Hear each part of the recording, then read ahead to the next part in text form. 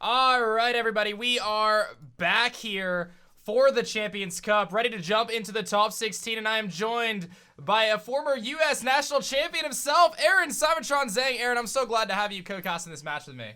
I'm super excited. Thanks for having me today here, Dan.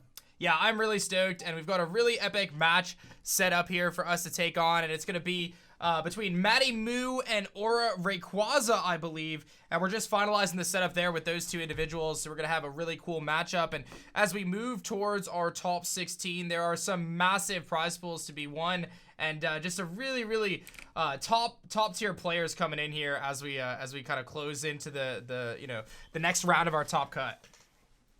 Yeah, it's definitely been some exciting games already so far, though. The game that was just on Wolf's channel was really bonkers. Don't know if you got to catch the end of it, but super excited to see how the rest of the bracket plays out. And once again, there are some all the players that made it into the top 32 today are absolutely incredible. Like, to go 8-1 in a tournament like this is super tough. And I'm excited that we get to feature so many more rounds in the upcoming couple of hours. Yeah, lots of great games to be played, and we saw Edu there. I believe he picked up the win, right, over the set. It was a 2-1 victory on Wolf's channel. It was, yeah. He needed double hydro pump miss there in the end, and it ended up happening. So super crazy. Yeah, Pokemon, a game that definitely has a lot of skill involved, but we see at times some pretty crazy things happen where where luck can be involved and can really make a big difference as the game's played out. Our first match earlier today was pretty nuts as we saw some massive freezes from MYTHICAL and things like that, and that was actually pretty nuts. So I think we're just about ready to go. Let me give the players the thumbs up and wish them luck, and then we will hopefully be able to start into our top 16 match here again against MattieMoo versus AuraRayquaza. Again, these players had to battle it out and essentially go perfect through day one to get to day two, and now the money is really on the line as these players, the prize pools continue to get bigger. And while we wait for this match to be set up, I recommend that you guys check out our Discord server, !CC, and you could spread the word on Twitter. Aaron, you could let them know what else they can do to support the Champions Cup. Yeah, of course, aDrive and Wolf are streaming both on their channels, and as you guys can see, we're trying to stagger the games as much as possible. So, of course, if you don't follow this channel, give it a follow. Go check out Wolf as well, and it's really cool that we're able to broadcast the matches and not do them simultaneously, so you don't have to really pick and choose between the games. We're trying to bring as much action as possible, and I believe all the matches should be uploaded to your YouTube channel and Wolf's YouTube channel after this as well. Correct, yes. Both myself and Wolf do intend to upload as many of the games as we can to YouTube, so that way you guys can watch them after the fact. So I definitely recommend subscribing over there on the YouTube side of things. And we are squad streaming, myself and Wolf, and we're kind of sharing the load here, trying to alternate. Obviously, I'm making a big pitch today to have you guys politely encourage Play Pokemon and the Pokemon Company to enable spectator mode for online matches. And I might sound like a bit of a broken record by saying this, but it is so crucial for the kind of life of the tournament circuit to continue to have that feature added. And I'll stop my pitch for now because I think we're actually ready to jump into our next match. I'm so excited about it. Two really cool teams here, one of which, in this case, let me double check I got my players right here. I think I do, but let me make sure I do. I do have the players right. We've got MattieMoo featuring a really cool Trick Room variant with a Raichu, often seen paired with Lapras. Sometimes will run like Volt Switch to activate weakness policies and things like that. And then on AuraRayquaza's side, we're going to see a little bit of sand action with that Tyranitar, a MyLogic, which should be pretty interesting, maybe dissuading that Incineroar from coming to the battle, of course, with its competitive ability. And lastly, we see a Ferrothorn, actually, which is something that was pretty abundant throughout the top cut, I believe. Of the top 32 teams, there were 6 teams featuring a Ferrothorn, which is pretty big considering this Pokemon hasn't exactly been the most meta-relevant Pokemon so far in Series 3, but it's making a big showing here in the top 32. Yeah, definitely going to be an interesting matchup. A lot of kind of mid-tier speed Pokemon, so one thing that's going to be really important is seeing how the speeds stack up against each other. And, of course, Lapras featured on MattieMoo's team often does Dynamax on a team composition like that to just set up the screens. Ferrothorn, I'm glad you pointed it out because I think it could be a really good Pokemon in this matchup. Especially because of how it matches up against Lapras and against the really the rest of the team. If you KO anything other than Incineroar, and if Togekiss doesn't have a fire type attack, Ferrothorn can literally just leech seed everything and kind of stall things out. Yeah, I want to see how this Mimikyu is going to function in this battle. Mimikyu often seen as either a setup Pokemon with Sword Stance, often could be using Trick Room. So those two strategies could be really interesting as we're going to be nicely set inside the fire type gym here. And I'm excited to see what's going on with Kabu's gym. We're going to see the lead of Lapras and Raichu, perhaps maybe going for that strategy of trying to activate that weakness policy on the Lapras there early, and of course Raichu providing a big threat with the fake out pressure onto the Milotic. Yeah, so Dusclops right now does have the opportunity to Trick Room relatively easily, but Lapras should be able to get a relatively free G-Max Resonance off, and with these teams you often want to just prioritize the screens earlier on. Yeah, getting up that G-Max Resonance will provide support for the team defensively for 5 to 8 turns, depending on the Lapras' held item, whether it does have that weakness policy I've alluded to, which so many of them run, or potentially opting to run a light clay variant, giving it a lot of longevity there with 8 turns. But we're going to see that Milotic actually switching out, and the Ferrothorn hits the field on the side of AuraRayquaza. The first Dynamax of this set is going to be MattieMoo, and I'm going to take a gamble that he is going to Gigantamax his Lapras right now, Aaron. Yeah, and once again, just being able to get up multiple turns of screens while dishing out consistent damage is so good. But yeah, Ferrothorn coming out immediately.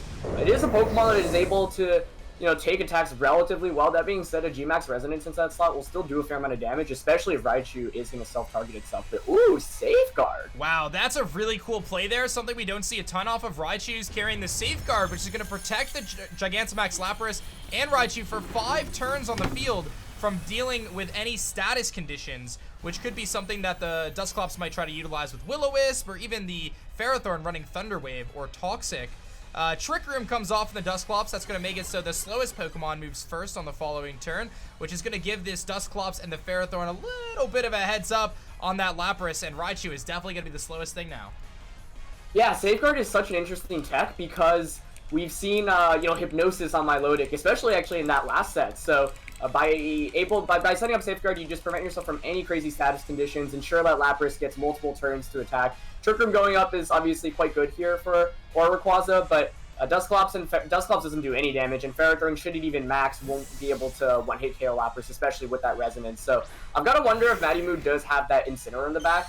You'd imagine it would have been a pretty free switch in here into the Ferrothorn, so the fact he didn't bring it, or the fact he didn't switch it out might mean that he didn't bring it. And we also see a really interesting item reveal there. Yeah, that Assault Vest being revealed on the Ferrothorn slot, boosting its special defense by 50%, so those special attacks that the Lapras is often going to fire off are going to be reduced in damage, and now that it's going to Dynamax and essentially double its HP stat, it's actually primed to do some good damage to this Lapras here, being able to deal super effective hits with its max overgrowth, but the Lapras gonna go for the max guard and protect itself while the Ferrothorn does aim that max overgrowth into the other slot, which is not a Raichu, but rather a Dusclops, and it takes very little damage from that. Yeah, Solvest Ferrothorn is interesting because you get, access to Steel Spike and you can boost your defenses, but not able to do that much damage. And once again, Dusclops one of the bulkiest Pokemon, but really good read there, actually reading into the max guard from Lapras and able to bring the Dusclops under half there. Yeah, that's a big play, and normally you would think maybe he just goes for the big grass attack into the Lapras, but no, opting to go after the Dusclops there, which was, again, previously the Raichu, getting a lot of damage off on a Pokemon that is so bulky and can often just win a game on its own because of how much lasting bulk it has, especially the Pain Split variants. Those can be so difficult to take out. Yeah, I'm curious if MattieMoo's Dusclops has a way to activate the weakness policy right now. Max Overgrowth, of course, is going to be boosted by the grassy terrain now, but screens are still up, and let's see how much damage it does to Lapras, just about 50% or so. Yeah, the Nightshade coming off from the Dusclops into Lapras, trying to get that chip damage on it, and there is the Pain Split, actually, and that's going to give the Dusclops a lot of health back, bringing it all the way up to 110 HP. Here comes the Lapras' max move aimed at the Dusclops with the Pain Split chip, and that's going to bring it down to about 40%. So both players really just trading damage left and right now, but, Lapras and Ferrothorn are more defensive Pokemon than offensive Pokemon typically. So Dusclops is, just getting chipped away slowly. Pain Split's a big reveal there, kind of just, mitigates all that damage that was done on the previous turn. And Lapras' max will end now. So Ferrothorn, as we were talking about before this match, I thought would be really solid in this matchup just because it is pretty difficult to just one-hit KO. And with no Incineroar or Conkeldurr out right now, it's not really threatened at all, especially if Dusclops doesn't have something like a Will-O-Wisp to negate its damage output. Wasn't able to get the one-hit KO onto Lapras, but still able to do a lot of damage, and And no threat of weakness policy means that you can freely target it without worrying about too much damage output. A big max overgrowth coming off from the Ferrothorn with the grassy terrain to boost it, and that is going to pick up the KO on the Lapras, of course, getting a 30% boost to those grass moves from the grassy terrain, as well as healing up a good amount of health as the turns play on. The Pain Split comes off from the opposite side of the field, and that Dusclops is going to get a little bit of health back, and then we're going to see that Trick Room reversed. So that way, Ferrothorn is going to be moving last, or second to last now, rather, with the, actually, I think it will be moving last on the following turn with Trick Room now being over and reversed. So that tells us that Matty probably has something a little faster that he's going to send out to replace his fallen Lapras now. Yeah, you know, he's stuck with Raichu and Dusclops, which are support-based, and given that he didn't bring in Incineroar, yeah, Conkeldurr is the only logical Pokemon to have here. So by losing Lapras with these teams, typically you have to really revolve around sweeping with, you know, your last sweeper, which is Conkeldurr here. Ferrothorn, we know, is Assault Vested, so it's not going to have Protect, but if Dusclops has something like an ally switch here, that could be really tricky. Of course, AuraRayquaza still has 2 Pokemon in the back, and if he's able to knock out the Conkeldurr, he should be able to win this game. There are still multiple turns of screens to deal with, though, so this Conkeldurr might be a little bit difficult to KO, especially because of a grassy terrain healing it back, as well as the potential of Drain Punch healing and screens being up right now. Yeah, this Conkeldurr, though, being able to threaten that super effective damage. I'm curious whether the Dusclops on the opposite side of the field, on Aura's side, is going to have that ally switch, one of the most frustrating moves for players to deal with. But we're actually going to see that Ferrothorn switch out and go into Mimikyu, perhaps able to take those fighting type moves, and that's exactly what happens. Those ghost types do not care about Conkeldurr's fighting type moves.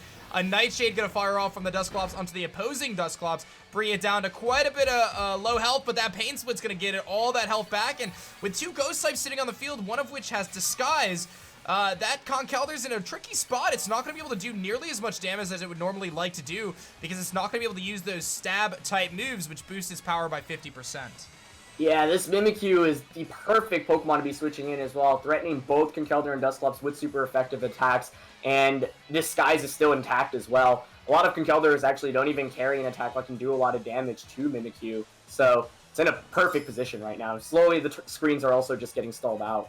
Yeah, we're going to see the Conkeldurr reveal Detect, showing that it's not an Assault Vest variant itself, and that Detect was perfectly aimed because it blocks both the attacks from AuraRayquaza's side of the field, and the Dusclops is able to set up Trick Room once again, allowing this Conkeldurr to move first on the next turn, or at least attack first after the Dusclops move. So we'll have to see if these two teams try to reverse the Trick Room back and forth as they have been all through this match 1. But Conkeldurr now in a much better spot to deal with the Mimikyu. But with Mimikyu still having its Disguise, it's going to be difficult to be able to hit it enough times before it takes a play rough to the face. Yeah, definitely. You know, Dusclops does go first in Trick Room here, so you can maybe double up onto the Mimikyu, but if you don't have a way to get a one-hit KO onto it, the Mimikyu is still free to target back. And of course, like you said, there are a lot of Trick Room mind games right now, or it could just reverse the Trick Room with Dusclops on their end. So a lot of mind games right now, but I think Aura definitely in the driver's seat right now, because as soon as you knock out this Conkeldurr, you should have a major advantage, because Raichu and Dusclops don't really put on too much offensive pressure. So this next turn is going to be a really big deal. Mimikyus don't very often carry Protect, so you could relatively easily like double target that slot. You kind of really need to, you know, put on pressure against the Mimikyu. So for me, the biggest question is, does Conkeldurr have a way to really pressure? And it looks like the answer is no, given that it's switching out.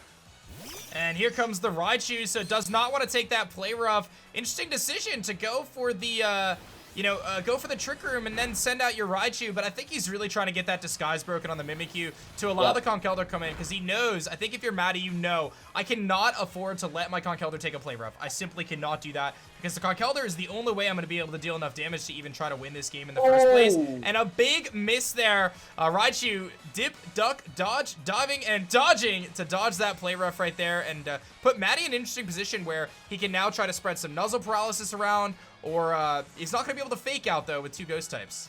Yeah, you actually really don't want to see that miss there. I think that was a clever play by Matty, who was already behind in this game. If you sacrifice the Raichu there, you get the free switch him back into Conkeldurr, and now you can Nightshade after the Disguise is broken, which obviously does 50 guaranteed damage, and then hopefully the Mimikyu is in KO range. But that miss means that now Raichu is in a really awkward spot. I can't really do anything other than maybe go for a Nuzzle or a Thunderbolt, or a Volt Switch. Matty sticking to that strategy of trying to chip down the Mimikyu with those Nightshades, doing 50 health every single time. The Raichu is going to go down from that play rough, so we see that that miss really mattered, because that's a lot of health, and now the Aurora Veil actually wears off. So if we kind of rewind here, if that Raichu had gone down to the play rough, it would have actually given the Conkeldurr one turn of Aurora Veil to potentially take a play rough, but now it does not have that. And Matty needs to keep this Conkeldurr alive somehow, some way. Does that mean he goes for another Detect and tries to predict the double target? Try to get it chipped down a little bit more. 2 more Nightshades will seal the deal, and he's got the 2 turns of Trick Room. This game's certainly not over yet. It's not, yeah. You can imagine that a double up from Dusclops and Conkeldurr onto Mimikyu should just pick up a knockout at this point, even if your last attack is something like an Ice Punch or a Rock Slide. So you might just opt for the double, and I think Aura going for the correct play of switching it out here, recognizing Mimikyu's may win con. Once Trick Room expires, then it should be able to just KO things outside of Trick Room. Nightshade coming off doing 50 HP to the Conkeldurr, but he's going to get a lot of that back with that Drain Punch. What a prediction there, going for a Fighting type move into a Ghost type. That is some big brain plays, Aaron. Yeah, that's a huge, huge read, and you know, when you're behind like that, you need to make those kind of plays. That's an excellent play, and like you said, this game certainly isn't over. The Trick Room reversal here is definitely interesting. I think by reversing the Trick Room, you actually give yourself a chance to set it again now, and give the Conkeldurr another shot to get a full set of turns for Trick Room. But that Mimikyu is still at a decent chunk of health. I'm not sure how well it's going to take something like a Thunder Punch. Mimikyu not usually trained with bulk. It's often trained in its attack and its speed stat. So this game is certainly not over yet. Matty making an incredible read there, predicting that. Here comes the Milotic now, which is going to be with the Trick Room over a little bit faster than the Conkeldurr and really threatens things with the potential Muddy Water accuracy drops. Yeah, and you know, like Matty really recognized, okay, Conkeldurr's my main win condition. So now we actually have a lot of Trick Room mind games. You know, I think Matty might have went for that Trick Room last turn expecting Aura to actually reverse the Trick Room. But like you said, now with not much offensive pressure on the field, maybe you can just reset the Trick Room up. So let's see. It's just a Nightshade. So does Matty get the Trick Room up successfully? Does he predict Aura to reverse the Trick Room? And he does just that. He does set the Trick Room again to allow the Conkeldurr to move before the Milotic. So a protect from the Milotic, keeping it safe from another turn there. But now the Conkeldurr gets to attack first. Milotic often trained very physically defensive. We don't really know what Aura's Milotic is doing, but a lot of them are pretty bulky. So these Pokemon can take a lot of damage. We're going to see the Nightshade coming off from the Dusclops into the other Dusclops, living on 20 health, and then the Pain Split activating, and that's going to give it a lot of health back. With that Pain Split damage, Thunder Punch might do enough. Here comes the play in the Milotic. Will it be enough to knock it out? And it is! And Matty continues to claw his way back into this battle with great plays and great reads. And now Conkeldurr, poised with 3 turns left of Trick Room, has to deal with this Mimikyu and the Dusclops, and he still has his own Dusclops that just got so much health back with that Pain Split. Yeah, this is a really impressive comeback here. If that Mimikyu doesn't have Protect, and most Mimikyus don't, you could pretty freely double up into that slot and get a KO, and you should actually just be able to win the game. So really huge read predicting the Ferrothorn coming in. You know, it's kind of a go big or go home play. Oh, here's Shadow Sneak, though. Let's see how much that does. Shouldn't really be enough, yeah.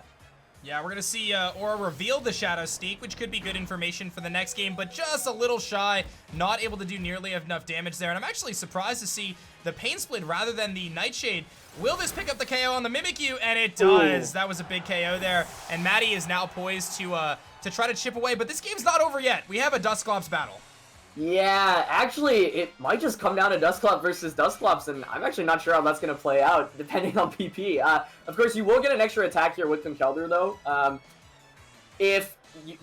Like, there's a bunch of mind games right now, right? Because Dusclops on the opposing side should outspeed you, so you could, like, protect Conkeldurr, reverse your Trick Room so that you get a guaranteed Thunder Punch off, but Aura could read into that and Nightshade into your Dusclops, so right now the advantage obviously goes to Matty because he has an extra Pokemon, but if we end up in a Dusclops versus Dusclops endgame, it could get a little bit dicey, especially if Aura calls his turn correctly.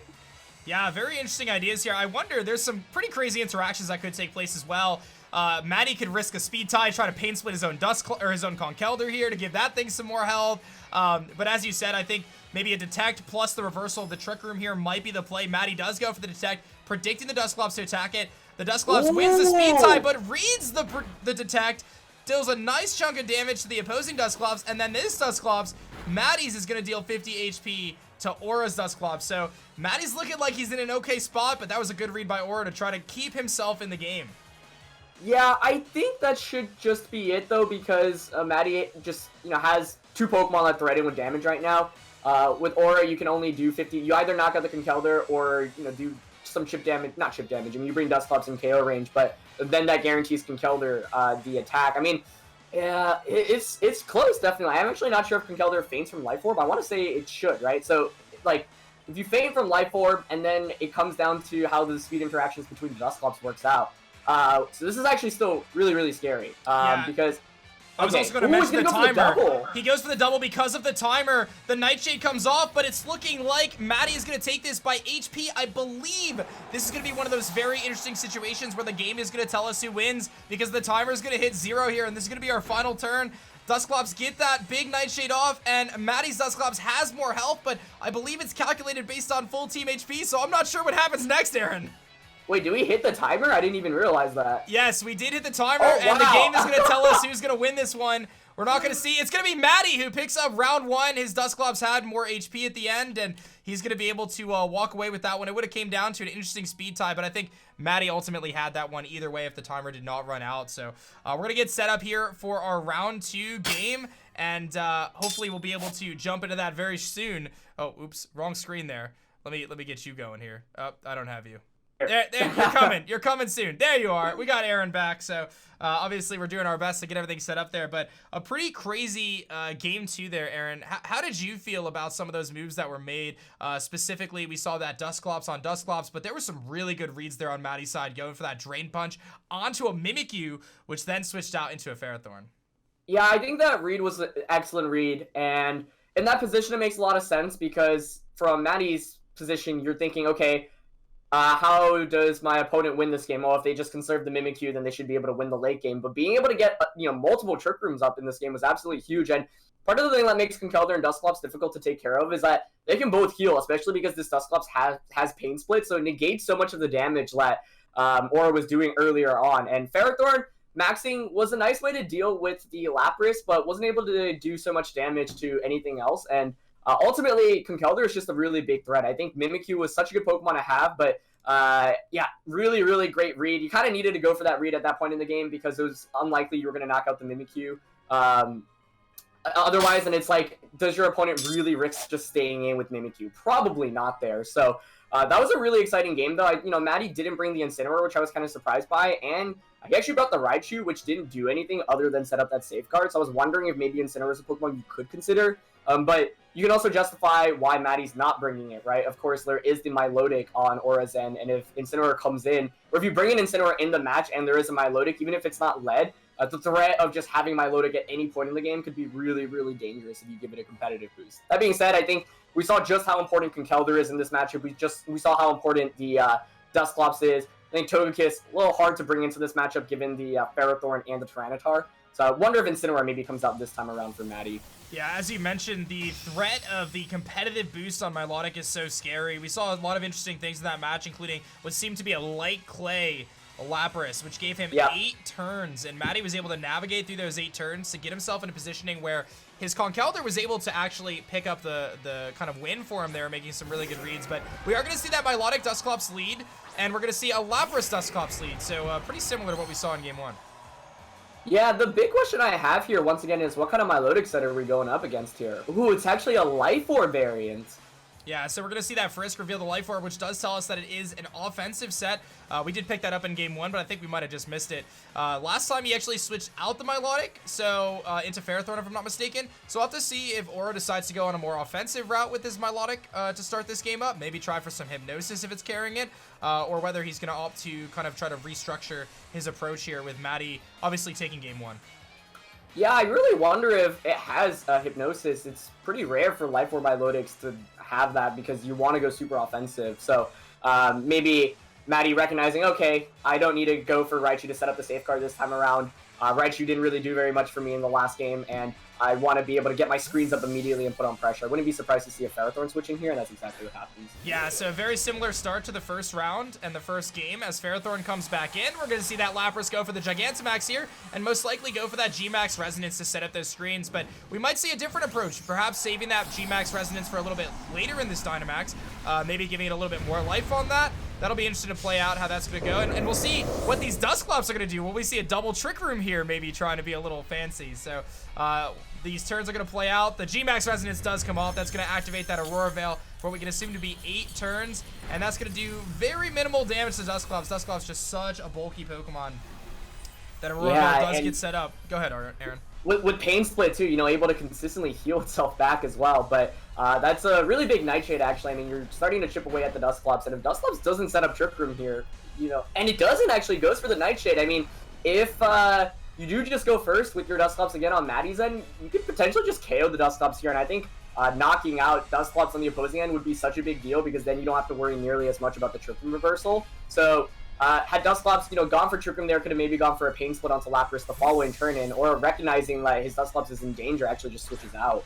Yeah, maybe predicting either a Water-type move or an Ice-type move aimed into that Dusclops slot. And we are going to see that Ferrothorn go for the Dynamax as we saw in Game 1. However, this time it does not have the benefit of moving first with Trick Room, because the Trick Room was never set up to this point. Dusclops took so much damage, and it's going to be switched out for at least this part of the battle, but Ferrothorn not going to be moving as fast as it normally would, and its attacks are going to be cut in half because of this Aurora Veil. G-Max Resonance going to be the move of choice from Lapras, doing Ice-type damage, and that's going to do pretty minimal damage to Milotic, of course, resisting those Ice-type moves. And Lapras's power output isn't exactly the highest if it doesn't have any sort of boost to it. Nightshade coming off, chipping away at this, what we know to be offensive Milotic, and then we'll see a Max Overgrowth aimed into the Lapras slot. But again, that G-Max Resonance protecting it, and it's not going to take nearly as much as it would otherwise.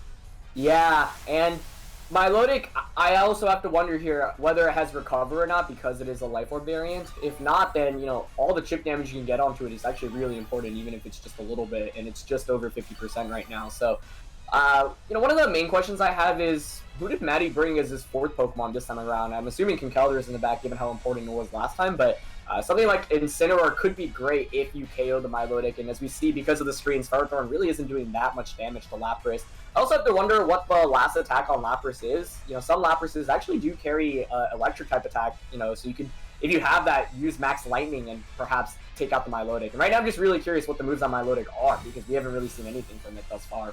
We do see it go for the Protect here, potentially protecting itself from what you maybe saw as an electric type move, but it is going to be the Max Resonance once again, doing very minimal damage, maybe predicting a switch or just not wanting to aim into that Ferrothorn right now. Nightshade comes off on the double target into Milotic, and it seems like Maddie's strategy here is just let this Ferrothorn do its thing. Now the Max Overgrowth is going to come off into the Lapras slot, and it does get boosted by the Grassy Terrain. Is it going to pick up the KO? No, it's going to be just shy. That Grassy Terrain providing a nice boost, but it also provides a little bit of HP recovery, and because of that G-Max Resonance screens, not able to deal nearly enough damage to knock out the Lapras, and the Lapras gets to live to see another turn. Yeah, we're really seeing two of the bulkiest teams you can have slug it out right now. There's so much recovery. There is Pain Split, there's Drain Punch, there's Grassy Terrain, so a lot of crazy stuff going on right now. And now Aura does have one extra turn of Dynamax, and you don't necessarily need to go for a Max Overgrowth here, maybe to pick up the knockout. Perhaps you can go for like a Max Steel Spike to get a defense boost, which could help out a bunch against the KYOGRE in the back. We've only seen Protect from Milotic, so I'm still wondering what the other attacks are here.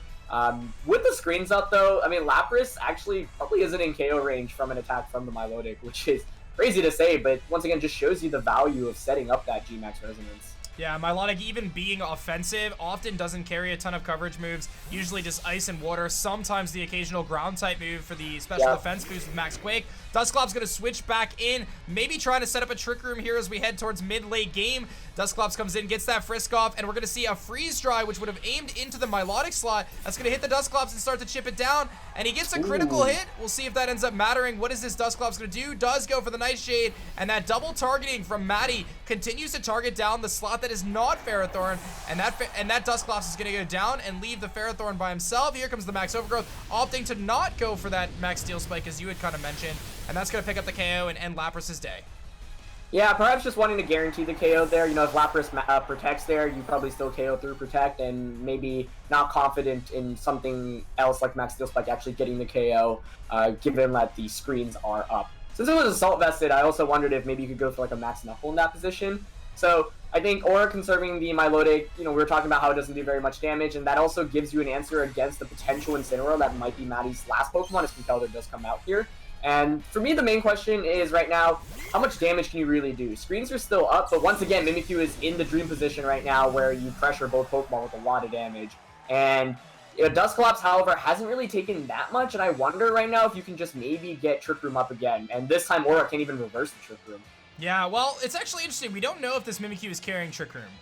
So that's true, yeah. there is still a possibility that Trick Room could be set to allow the Ferrothorn to move first, but I'm not even sure if that turn is worth, because you really want to try to start to take advantage of Mimikyu being offensive here with its disguise still intact. Ferrothorn's going to actually double back out, potentially trying to bait some moves, or switching out after its Dynamax rather, into the Milotic slot now, maybe trying to bait an attack there. Play Rough does get to connect to the Conkeldurr. That's a big play, but that Aurora Veil makes it so it takes just under half health. Drain Punch into the Milotic slot. That is going to pick up a KO and get all that health back. And Matty is sitting in a commanding position right now with this Conkeldurr being able to take so many hits. It's still able to take 2 more Play Roughs from the opposing Mimikyu.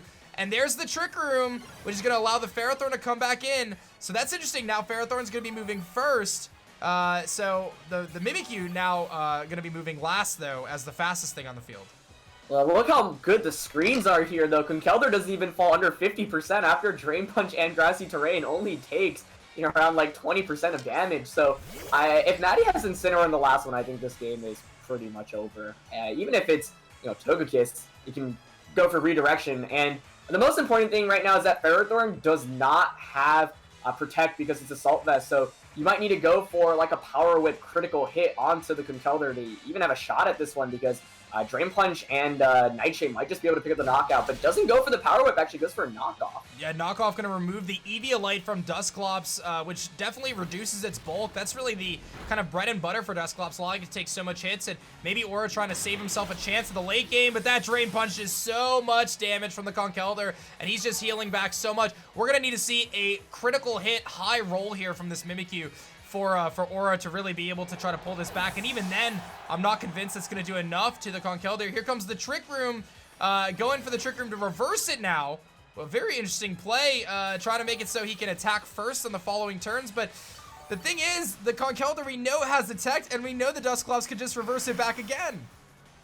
Yeah, I think it was a super safe play to double up just to guarantee the KO onto the Ferrothorn. Maybe not confident that Drain Punch itself would have KO'd. This is still interesting. We don't know the rest of Mimikyu's moveset. I wonder if has Swords Dance, like, maybe you could pull something off for Matty right now. Once again, my big question is, who is that last Pokemon? It is a 3v1, though, and it's actually going to be a Phantom Force, so I don't know. Without Swords Dance, I think it's pretty difficult for Mimikyu to pull this one off, but I think that is the best play as well. Just try to stall out this Aurora Veil, but that allows, Trick Room to go up again, which in this case actually works in Mimikyu's favor for this first turn, but you still have to deal with the threat of Conkeldurr and a 4th Pokemon in the back once again. Yeah, the Phantom Force interaction here is going to be weird. The Mimikyu disappears, dodges 2 attacks, and now it's going to move last again, so it's going to dodge 2 more attacks, which is kind of funny, and then we'll get the Phantom Force off here with Trick Room in play, but on the following turn, there's nothing to protect AuraRayquaza's Mimikyu from the onslaught of offensive attacks coming in. We're going to see a switch out into Incineroar, and that's going to pretty much seal the deal here. Mimikyu not going to be able to deal enough damage, I don't think, to be able to knock out both Incineroar,